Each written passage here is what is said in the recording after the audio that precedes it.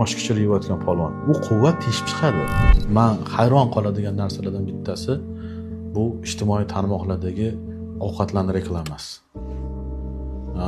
Achinarli holat, qo'rqinchli holat. Mana men bu trend bo'lib ketdi hozir moshkichiri temasi.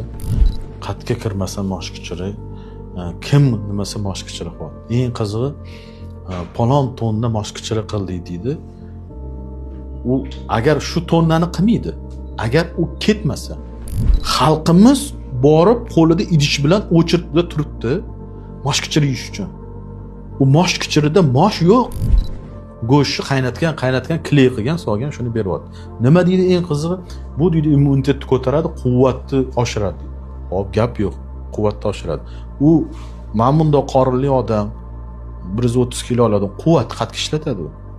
Nima hozir bu moshkichirini yeb, kechqurun 8 shu moshkichirini yeb bir vagon ko'mir ortadimi yoki 1 gektar yeri borib chopadimi?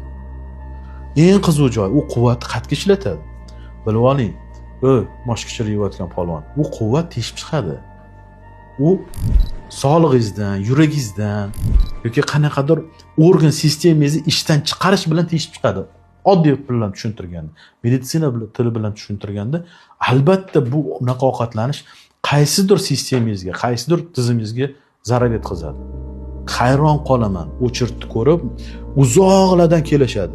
To'g'ri, men tushunaman, tadbirkorlik, pul ishlayapti o'sha odamlar, o'sha moshkichini sotib. Tushunaman, gap yo'q, omadini bersin.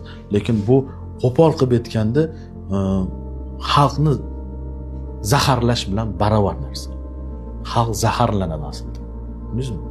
Bunaqa quvvat yeb turib qiladigan ishimiz yo'q bizani hozir. Boramiz mashinada, o'tiramiz bir vagon ovqat yeymizda, yana mashinada qaytib kelamiz.